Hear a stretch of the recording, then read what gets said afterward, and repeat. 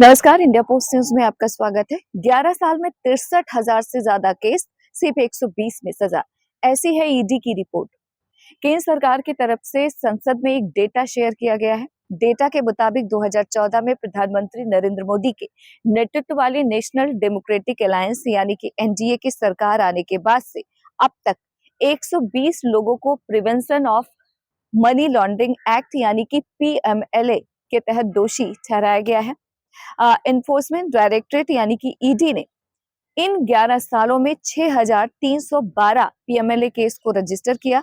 सबसे ज्यादा 38 आरोपियों को कोर्ट ने पिछले फाइनेंशियल ईयर यानी कि 2024-25 में ही दोषी ठहराया। यह डेटा केंद्रीय वित्त राज्य मंत्री पंकज चौधरी ने लोकसभा में साझा किया है। आपको बता दें कि उनके द्वारा बताए गए डेटा से यह पता चलता है कि इस मामले में दोषी ठहराए गए लोगों की संख्या बेहद कम है। फेडरल फाइनेंशियल क्राइम्स जांच एजेंसी ने अधिकारियों के मुताबिक जो अपना नाम नहीं बताना चाहते थे, उन्होंने ये दावा किया है उनकी सजा का रेट लगभग 94% है, क्योंकि कोर्ट में से 55 केस में ट्रायल पूरा हो पाया है। इनमें से 52 केस में 120 लोगों को सजा हुई है। आपको बता दें कि एजेंसी ने पहले ही एक से ज्यादा मौकों पर यही स्टैंड लिया है। 2014 से पहले उसे कोई सजा नहीं मिली थी। पंकज चौधरी ने कहा है कि 1 जून 2014 से 31 अक्टूबर 2025 के बीच ईडी ने पीएमएलए के तहत 6,312 केस रजिस्टर किया। इनमें से 1,805 प्रोसिक्यूशन कंप्लेनेंट चार्जशीट और 568 सप्लीमेंट्री चार्जशीट फाइल की गई है। एजेंसी ने सबसे ज्यादा 333 केस 2024-2025 में रजिस्टर किया। तब उन्होंने सबसे ज्यादा 38 लोगों को सजा दिलाई। आपको बता दें कि 93 जांच को बंद कर दिया गया है।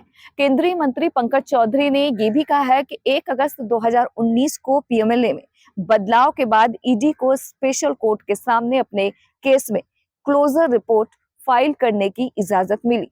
आपको बता दें कि एजेंसी ने 93 जांच बंद कर दिए हैं। पीएमएलए में बदलाव के बाद प्रवर्तन निदेशालय को उन मामलों में स्पेशल कोर्ट ने पीएमएलए के सामने क्लोजर रिपोर्ट फाइल करनी होती है। इसमें मनी लॉन्ड्रिंग का कोई अपराध नहीं बनता। तब से ईडी ने 93 मामलों में क्लोजर रिपोर्ट फाइल की है। आपको बता दें कि इनमें मनी लॉन्ड्रिंग का कोई भी अपराध बनता ही नहीं, जैसे कि शेड्यूल अपराध का मामला बंद होना।